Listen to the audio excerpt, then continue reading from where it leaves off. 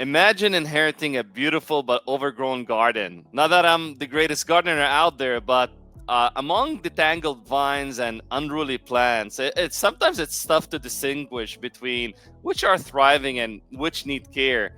Some plants get too much water, others too little, and a few are growing in every direction. But instead of clearing out the whole thing, a skilled gardener knows that with careful pruning and thoughtful adjustments, the garden's full potential can bloom. And this is the like of customer service in post acquisition. Teams often struggle under the weight of overlapping processes and integration and fragmented responsibility and who's doing what. And they're juggling tasks like billing and dispute handling. And the result, a lot of times, is just frustration for both the customer and the team. Yet, with the right strategy, you don't need to start over. Small, deliberate changes can bring order to chaos, unlocking long-term value. And that's today's episode focus. We'll be targeting the low-hanging opportunities in customer service to drive continual value post-merger. I'm Yassin Shaar, and joined as always by my co-host Gyner Ozgul, and today's guest expert is Symeon Gum. And together, we'll uncover actionable strategies to elevate customer service after an acquisition. Gentlemen, welcome to our first episode of Continual Value Creation. How are you doing today? Good. I Gardening is always fun. I'm worried about snow this week though here in Yeah. Chicago. So I don't know how apropos gardening is anymore outside of raking leaves. Uh, Hey, look, but I don't have the greenest thumb, but outside of watering the garden every morning, that's as far as I go in my gardening expertise. How about you, Simeon? This is why we have artificial plants, so that it's, the snow melts away, they're still green, the flowers are still blooming, But I don't think you can have artificial customer service. So yeah, probably a exactly. good illustration there. I love it. So to kick things off, that's a great segue. Let's talk about customer service post merger, because that's the front end of the customer experience. And if we get that wrong, nothing almost matters, because that's where revenue starts. So maybe let's define that part in the order to cash. And like, what's the scope of customer service? Where does it sit typically in your experience, Giner and Simeon? And where does it start? Where does it end? What's the value that customer service deliver in the order to cash process? So maybe you can take a stab at it from your experience, Giner, and then we can switch over to Simeon. In your experience, where does customer service sit, and what role does it play really in a post merger world between two organizations? Um, I think you said it best when you said word cash. For me, it always starts at the ordering phase, whatever the Mm, ordering phase is in the organization. So order means different things to different people, to be clear. Um, but whenever that order comes in, the customer service immediately begins. mm, Regardless of what your business is, that orders come in, you have effectively created a relationship and a bond with that customer that says, I'm going to take care of you throughout this process, all the way to when I send you an invoice, mm. right? That's the relationship you have created. Whether you do it intentionally or not, Right. you've implied I'm going to take care of you to that customer, right? Um, so for me, it begins there. It doesn't end though until we get our check for the work we did, whatever that Mm, work is. Because if I don't get paid, that means something broke down in that order to cash process, right? mm, Um, and the something could be a lot of things. It could be invoice value. It could be the service wasn't great. It could be a lot of reasons. mm, It could be, frankly, that you have terms wrong in your system. They're supposed to pay you in 30 and they really pay you in 45, mm, right? But until we get payment, that that doesn't end, right, in this process. mm, What I'd say post acquisition, I always tell people don't change what you're doing yet. Don't mm, assume I know better. Don't assume that your process is, we're going to come in and say they're all broken and we can make them better.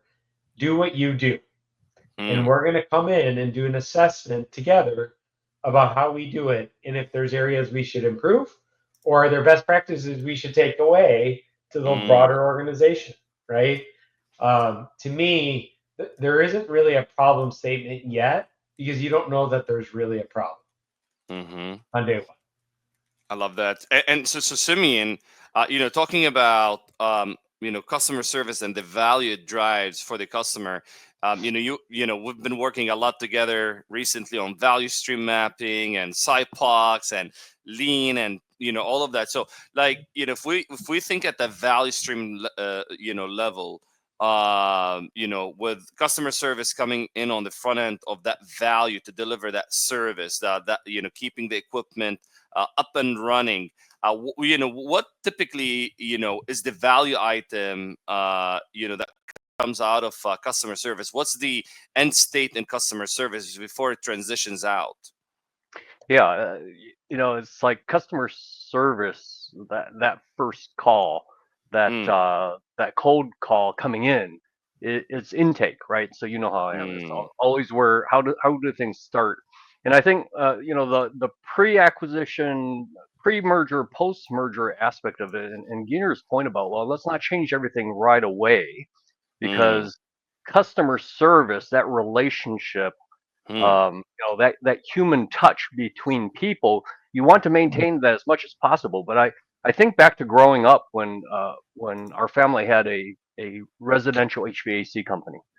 And you mm, know what customer service was? Customer service was my mom, right? And so she took the call. She mm, forwarded the call. She even troubleshot over the phone as she started learning the things that my dad was doing. And then she dispatched, and then she invoiced, and then she collected, and so it was mm. one She stop was the shop. whole You back called office. in, she was the whole thing, and that you can't be customer service like that on a one-on-one basis. You call, you get the first person that picks up the phone, and they can handle everything that you're looking for. That's Mm, awesome customer service. And a Yeah. lot of these entrepreneurial owner operator mm, companies, that's the reputation that they've built, right? So you don't want to mm, damage that. But at the same time, this aspect of value streams, so customer service, ultimately, even if it's the same person, is an entry point into other value streams. So mm, is it an entry point into accounts payable? Is it a vendor calling about a past due? Is it a customer calling about a dispatch or needing mm, a trouble call? Is it somebody calling about their invoice? So as you expand, and the goal of the merger, of the acquisition, is to grow the business and to scale the business. What are those handoffs, and how mm, smoothly can mm, we mm, establish clearly, how clearly mm. can we have that, and cleanly can we have that handoff from the person who first picks up the phone to the person, if not the same person, who can resolve the issue that the caller is making is Absolutely. And in an acquisition, customer service plays such a big role in putting the customer at ease. We're not going away. We're here to stay. And, doing some of that, change management communication at the customer end.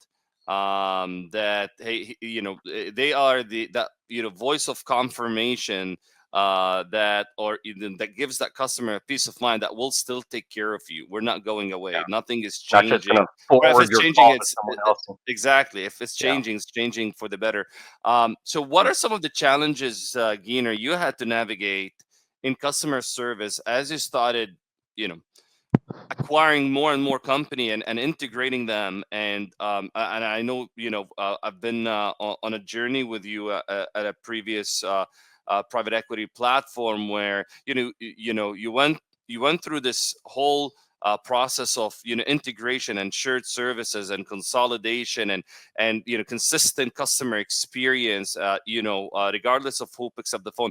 Maybe you can share with us a little bit of the challenges that you had to navigate as you scale to towards that $1 billion mark with your platform. I think what Simeon said is the first challenge you see. Like the awesome customer service has one very big blind spot, which is Mm-hmm. you're only as good as that person when they're there.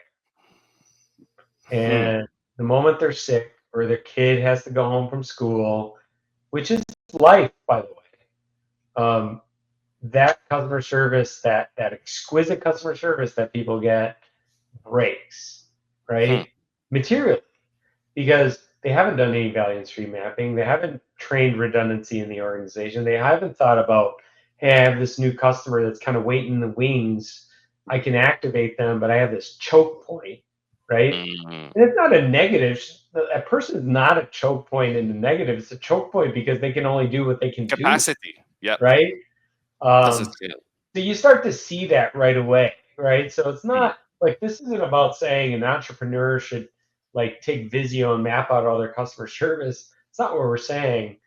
You I don't think what we're depersonalize it. saying is like they haven't like thought through the, hey, I have to have redundancy. I have to be able to create, even if they're going to be a person who does a lot, I have to have that role defined so that I can hire a second person and continue to grow my business, right? Mm. Um, I don't think that you start to see that right away, right? And Mm. the fractures become because then you build a platform and you buy a customer, especially in B2B scenarios, and immediately that customer owns a location in one of your other businesses.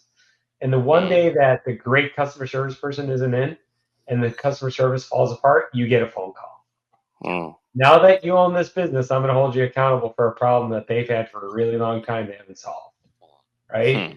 Which is they are great, but their process doesn't have redundancy. So if it's 150, 115 degrees in Alabama with a bunch of humidity in the summer and a whole bunch of air conditioners start to fail, they only got one person answering the phones. They can only take so many phone calls, Mm. right? Mm. And managers get frustrated with that, and Mm. that's the problem. So you start to see it right. Yeah. And so then what are the tell signs and maybe Simeon, as we start talking about, opportunities for improvement in Hmm. that order to cash, the front end of that order to cash, like what are typically the tell signs that there are some opportunities or, breakdowns, however we want to frame it, Yeah. in our customer service, like how, what are the tell signs? What are the symptoms that you can start looking for to know whether or not there's an opportunity there for improvement? I mean, you've got your traditional KPIs, right? Like the dropped calls, the number of abandoned calls, the wait time, Mm, the number of transfers, the number of rings even that you have before the call gets picked up, your mm, CSAT scores, those types of things will all feed in. But I was thinking as Gyner mm, was talking too that one of the flags early on in the first 100 days of a merger of an acquisition is kind of the feeling that the legacy leadership and management will have that, well, we just need more Yassins. We just need more Gyner. It's like that great customer service Mm. person, that makes the customer happy, takes care of everything they need. I just need two of those. Oh, you want to scale? Let's get three of those. Let's get four Yassins, and then you put them all together and it's still inconsistent, or, sometimes you get four really high performing people, you put them together in the same office and they all come down a little bit, right? Because they're struggling. They all have their best practices, they all have their best processes. So the focus on the people side, the people type solutions. Oh, we just need more people, and they'll answer all these calls, mm, without having the focus on the process and the system side as well. So that's oftentimes a paradigm shift for the legacy leadership. That they have to be kind of brought along a little bit. It's like, yes, you know what, you have really good people, and those good people are good because they have good process and they know how to use the systems. So how do we replicate that and find other people that can replicate the process, without being the same person and without working that person overtime and having them be on call 24/7. yeah. And there's a saying that a good person will get beaten by a bad process every time of the day. Yeah. Um, It you won't know, last long. Yeah. Yeah, and so you want to really have a process in place, regardless. You may not be like you said. There's not none other. Symeon's mom. Where good do we get another right? Like you can't find that. Where do you find that level of commitment, that I level of wish everyone had a mom like her, however. So, yeah, just to throw that. Hi, mom. Throw that out there. right. How do you replicate that? So I think that's been some of the biggest struggles is how do you replicate people. And the fact is you can't. They are who they are, and everyone is unique in their own way. Instead of Yeah. thinking about how do we replicate people, it's like how do you replicate a process. It's a lot easier to replicate a process than to replicate people. A good process with committed people can still deliver the outcome because people can catch up on the skills, right? And the better the process, the better the training, the better the onboarding, the easier it is to ramp up someone. And Gyner, we've had a lot of experience scaling customer service. So and one of the so talking about some of the challenges, what are some of maybe jumping on the opportunity side in customer service, especially one of the biggest pain points for service companies as they scale.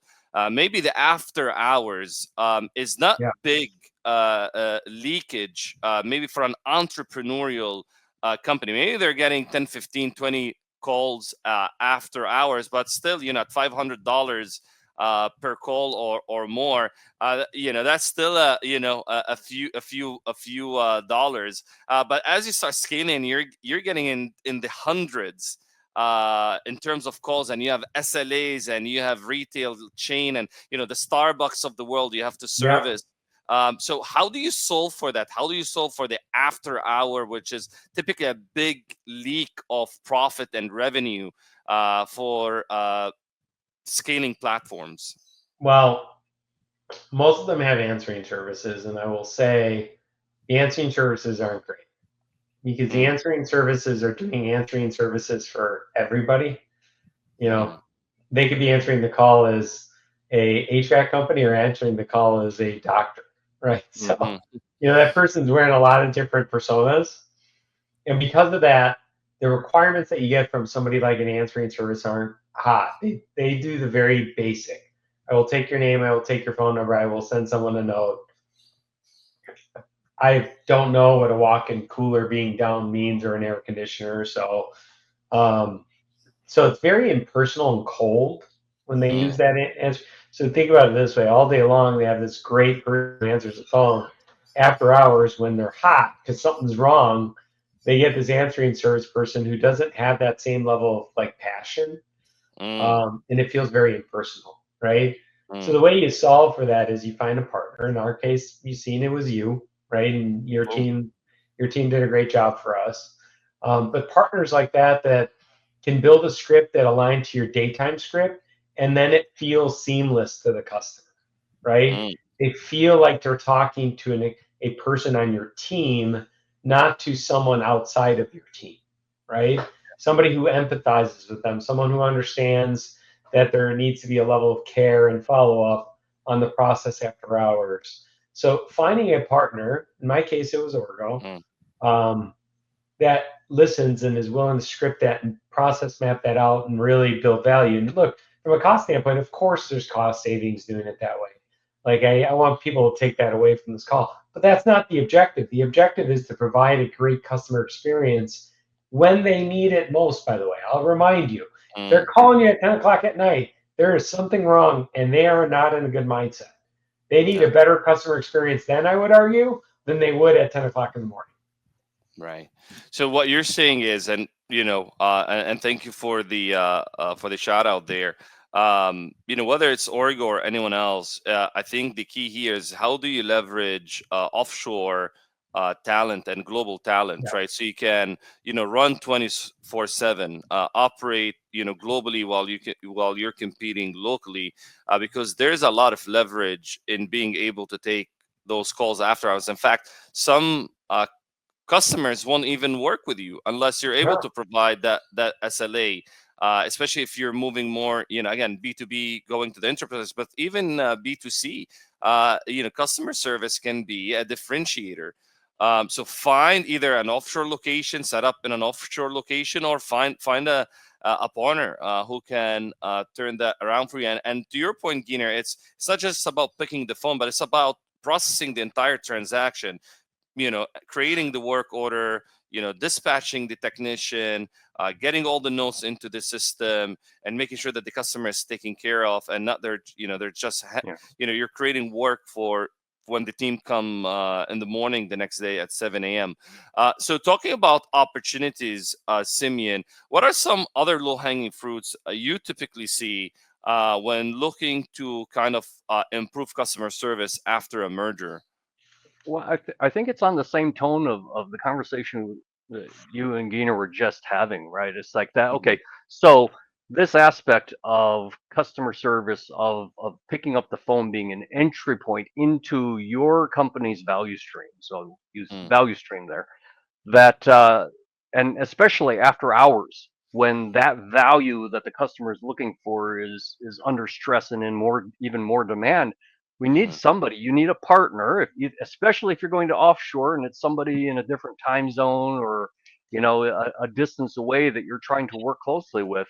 They need to understand your value, the value that you provide to the customer. So finding not just a call center, but a call center in your space, right? Yeah. That mm, understands service, that understands appliances, or HVAC, whatever that might be, that has some familiarity with the industry and knows how to relate to the person on the other end of the phone that mm, says it's 115 degrees outside, it's 11 o'clock at night, and my air conditioning just went out. Everything, it's gonna ruin the space.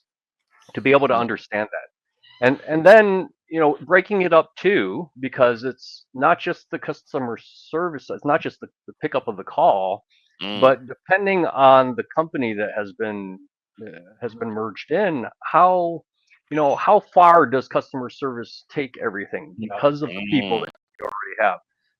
If it's an accounts receivable call, do they take it all the way through to the end to resolve it, mm, but they don't on the accounts payable? Or, do they, if it's dispatch, do they have to hand it off? Do they do everything? How clear is the line between these different services, or lines of business, right? And you want a partner.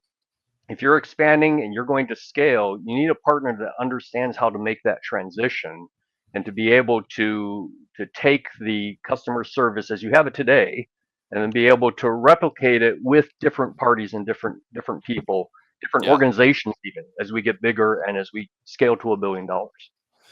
So talking about that, taking customer service and replicating it, and one of the biggest issues is, with every acquisition, you're getting another customer service department with another process, with another Yeah, system. Even after integration, and integration, I mean, every integration is different, but you could still tell that I'm not talking to the same company. If you're calling in a different location, right? There's typically a lot of variation. So how do you start, what I guess, standardizing customer service? Where do you start? yeah. Well, that's where, if you establish those handoff points, and especially if you're partnering with an organization that provides customer service and provides these back office functions, Mm, um, they encapsulate, right? There's very clear boundaries between the different parts. Now, there may be no boundaries with the mm, newly acquired company, mm, but the ability to be able to look at what that new company is doing, mm, to look at the as is and say, okay, you know what? Even though it's the same person, here's where the boundaries are between the initial intake and the customer and the answering of the call and the mm, after hours responses and the amount of services they're provided after hours. Benchmarking, the as is really important mm, because we're just trying to get better from there. So you mm, need to know where you're starting, but then to be able to say, okay, now, here's this new company that's joining the mm, family, and here's how the family at scale is perform. It defines customer service, the difference between customer service and dispatch, right? The mm, difference between the initial after hours call versus versus Mm. billing or accounts receivable. And so then to be able to sit with the new member of the family and say, what are the requirements here to maintain this connection? Mm. Which of these connections are your best? Which of the connections are the worst? Because Hmm. if you've acquired a company of any size, it's not just one person that does everything, right? So having that almost like a Rosetta Stone to be able to have the conversations and identify the for the newly acquired company, what is the value? What is the value that your customers are um, find the most value in? And then now let's look at the current state or the standard that's established in the family, and how do we replicate that? How do we transition that and make Mm. sure we don't drop the ball at these key areas? Yeah. I love it. So, Keenan, how do you think through this transition, or getting them to standard, and how do you make this decision between keep them as is versus okay, we need to kind of get you to our standard? What's that thought process that goes through through your mind as an executive? Yeah, we, myself included, we've focused a lot on the customer experience here, which is really important. But I think for me, there's also what's the current employee experience? We Mm. assume the current employee experience is great. That's not always the case, by the way, right? Mm. That's what you're told and you hear, but it's not necessarily true.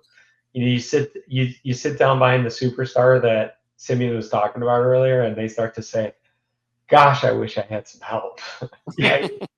And I could go home sometime. yeah, I mean, like I want to be able to go like home and make dinner and not pick it up, right? I mean, Mm. like there are things like that that you start to hear, and the way to me, the way you solve for that is you kind of get the customer experience and the employee experience together and start to say, hey, we kind of have two problems we're solving. One is improving the customer experience, and here's the things we've already talked about in this call. As a matter of fact, a couple examples of that.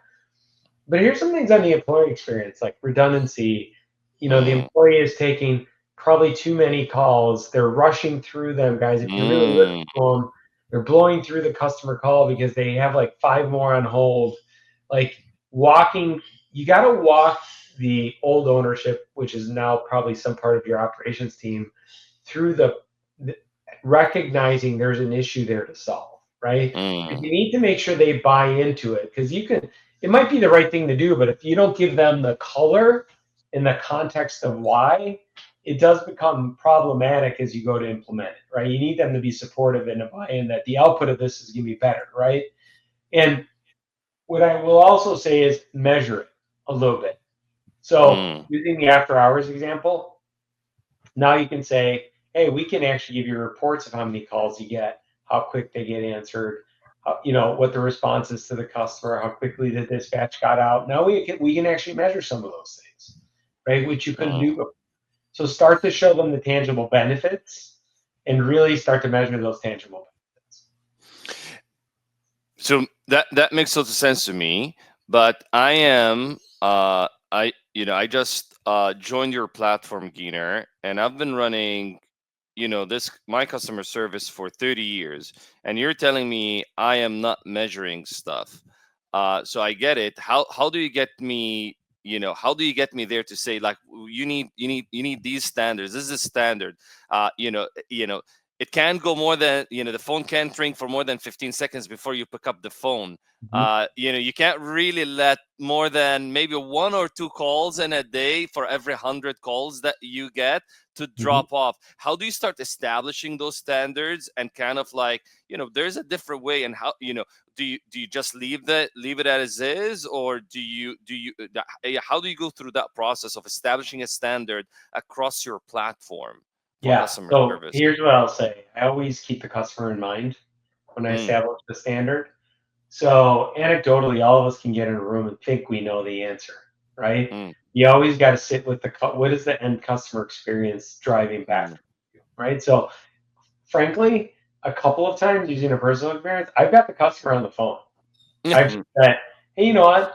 Let's cut through what I think and what you think, and let's get the customer on the phone, because Love that. we both align that we both respect the customer, and that's who we want to keep happy, right? Yeah, you say that and I say that. So let's get Mm, the customer on the phone and see what they need for us to be better. And if we have to say to them, look, if you could improve the process today, Mr. mm, Customer, what would it be? They'll mm, usually where that comes in is not with the technician or not with the repair guy or the service guy. They usually mm, talk very little about that process. Where they mm, usually talk is, I wish you would answer my phone a little faster. I wish you mm, would take a little more information on where my kitchen is so that when your guy walks in the door, he's not like wandering around for 5 minutes looking for mm, where he's supposed to go. I wish on the back end of my process, you took down that I want my invoices sent to some other building that pays the bill, mm, right? You start to get all this like process leakage from the customer, and the person that told you everything is perfect is on the phone hearing that. And they have this epiphany and they Is start to say, I got it. I get the point you're trying yeah. to make here. How do we fix this stuff? Right? Is it shocking that not a lot of people actually elicit feedback from their customers? Well, look, they develop personal. Here's, in these entrepreneurial businesses, Right. especially in B2B scenarios, they develop really good personal relationships with the customer. Mm, Sometimes the personal relationship, even on the customer side, becomes a little bit of a cloud over the problem, mm, right? Like, oh, I don't want to make Susie mad. She has taken over the 30 years, using your example. She has done such a great job for me for the last 10.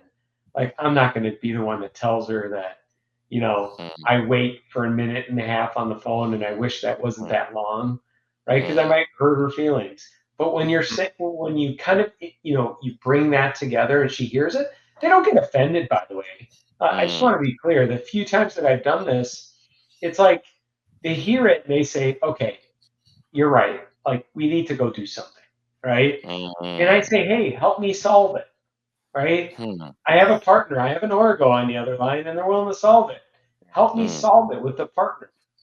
mm, You're still going to be here. You're going to be critical. Heck, you can help us run write the process because you're the expert, right? mm, And when you get their buy-in, and then immediately the measurement isn't to hold them accountable. The measurement is to show them the opportunity we just picked up, right? mm, That the experience got better, that they felt less stress, right? That's what mm. you're starting to measure because then you're starting to deliver value back to the person and the customer. Well, then you have the objective way to look at it too, and say, who was it, Susie, who's got the call? That hey, okay, so here it's a minute and a half right now. So what does it need to be with now with the platform? So now, what would you require of the team Minute to and a half, start? a minute and a half, Symeon in our world is world class. Yeah, That's well, that's like the gold standard we need to get to. A lot of times, believe it or not, calls take more than north of 5 to 10 minutes sometimes, and that's where a lot of the inefficiencies and even if you need to if you're putting the customer on hold and there's not like talking to capacity to Gyner's point, like I need mm, some help, and that's where a lot of the breakage you start seeing. well, that's the understanding of the industry and of the space, right? You need a partner that understands where things are at industry wide and where we can take it, how we can what improvement looks like. So that's back to the measurement too. To have something to start with. Maybe you've got this acquisition is already at a minute and a half. Well, the worst Mm, thing we could do is take them back to standard. Yeah. So something's going to have to be adjusted for that. But with that change, what Gyner's describing with the change management too mm, of some of the leadership and the teams that are onboarded onto the platform, they that aspect of turning it around and saying, hey, we're not attacking your process, we're not attacking what you mm, do, we're not questioning, even not even attacking, we're not even questioning, we're questioning how can we do better for the customer, and we mm, don't know, right? You know what your relationship with the customer. So all we're trying to do here is make sure that we either maintain or improve, mm, with the merger, improve what we provide to your customers. Show us how to do that, and we need to measure. We need to know where we're starting. It needs to be quantitative as much as possible, mm. and in that way too, you start to bring the leadership of the merged company on board with that. Yeah, absolutely. And I think there are a lot of customer service. The customer of customer service is not just the end customer, right? If you want to think about the process customer, right? What is Next customer? in line. Yeah. Right, who's next in line, right? And so Yeah. maybe Symeon and Gyner, maybe you can speak to that a little bit. It's like there are a lot of stakeholders that need something from customer service, whether that's the end customer, but then there's dispatch. If dispatch is a separate function, then there's billing, then there's the technician, right?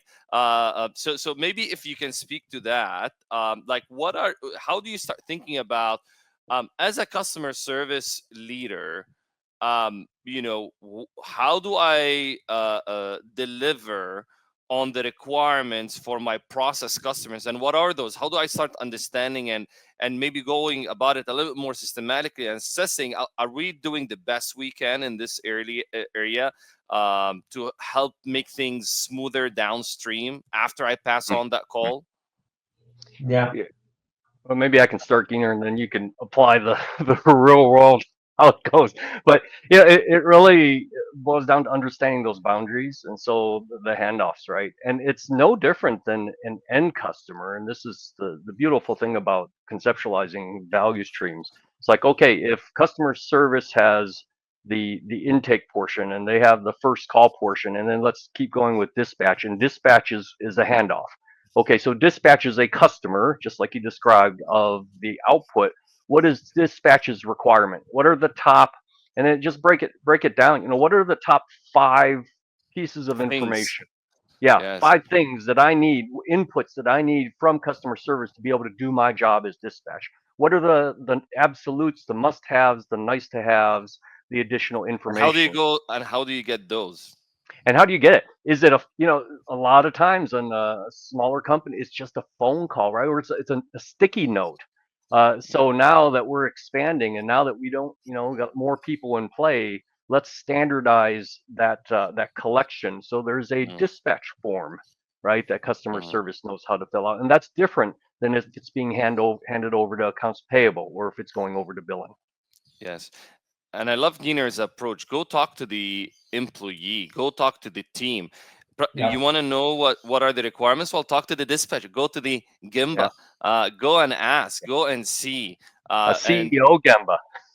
yeah. So a simple, 15-20 minute conversation with a dispatcher will probably uncover a lot of the breakdowns in that handoff. But again, from your It, experience, yeah, where do you see things break down in the handoff? And what do I need? What does the rest of the organization need from customer service? here's what I'll say. Every time there's a handoff, there's a potential for a breakdown, right? Mm, Um, Streamlining process is about reducing handoffs as mm, much as you can. Um, but like separately, there's always like, don't overlook the obvious, which is like literally pick 10 orders at random mm. and just take it and just go back and say, did all those, what was the perfect order standard we have in the business? And did all The those happy orders meet? Where did they fail? Right? They path. failed, customer service didn't get the right address, or, the handoff from dispatch was 2 hours too late, or the invoice went out because, it was Mm, supposed to go to address A and it went to address B. Like, once you just pull those out and you do a little bit of an auditing process, you start to see where your opportunities are in your business, right? You don't have to do all of them. I usually would just tell my team pick 10, 15, 20 of them. Usually 25 is enough of a sample size in any business, by the way, over a period of time. They'll tell you, mm. you know, you'll start to see that, oh, there's 25, 7 of these, we didn't use the right form in the handoff to dispatch, right? Yeah. And it's like, we need to go fix that, Yeah. And right? and I'm noticing it's getting dark on your side of the world, Giner. It's just, my morning just starting. So before we wrap up, I would love maybe a key takeaway from you. If I want to get started as an executive of a growing platform, if I want to start understanding the current state of my customer service, where the opportunities are, and how do I give direction to my team, because I'm hearing complaints from my customer, one way or another, maybe even my salespeople, right? They're just not happy. They're closing the deals, but they don't feel that, we're giving the customer what they want. How do I get started with, rallying the organization around providing a better customer experience and leveling up our customer service capability? So we'll start with you, Simeon, and would love to end up with a practical application on your end, of how you think about that. Yep. Yeah. So you know the as much as I love a statistical analysis, what Mm, Giener's describing, we're really in this space here with the audience. Most of those who are listening to this podcast is that how do we do it quick and how do we do it with the least amount of analysis, the least amount of work, right? And so that aspect of okay, just grab a sample size, take the top few, and then do something about them. There's probably a zillion things that you could work on, mm, but what are the ones that will move the needle even a little bit to start with? So mm, that aspect of being focused on okay, we have a merger now, we have it's a new organization, there's new people in play. Let's pick the top 5 things that we're going to work on and drive mm. them all the way through, and work with them, with the people there and with the customer is the primary focus. Yeah, so go and sit in that customer service shoes. And this reminded me of a saying about Steve Jobs. He literally used to like answer customer emails, right? Mm. He's like, do the job, right? Try to do the job. Maybe shadow it. If you wanna go above and beyond, try to do the job and see how does it look like. Whether you're doing the customer service or you're getting the handoff from customer service, there's nothing like more than getting a hands-on experience. So basically go to the Gimba, find the top opportunities, and then start working through it. So Giner, would your advice be any different than what Simeon says here, or can you build on it? Yeah. The way I build on it a little bit would be when we talk to owners and we buy their business, they typically talk about growth, right? And Growth, yeah. I want to sit down with the owners and say, hey, look, if we're going to grow this, we need your help, your support to be the change agents of this too, right? Mm, And we know we can grow with you, that you guys have the sales capabilities, you have the service execution capabilities. Help us help you mm, with improving your customer service workflows so that you mm, can go drive more revenue and we don't mess your business up, right? mm, Bring them in early, really mm, early, like day one early on the conversation. Like, here is something we're going to go do together, right? And be open to, mm, bringing on more resources, outsourcing components of it, like all the above in order to drive a better customer experience, right? mm. Because we know collectively, myself would be included in that, we know what the output of that is. Will grow the business and that we both want, right? We're both agreed that that's what we want. I love that.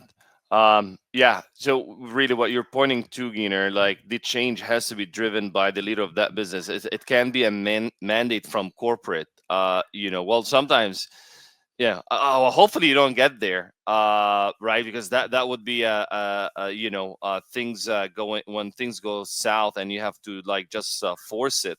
But the ideal scenario is yes.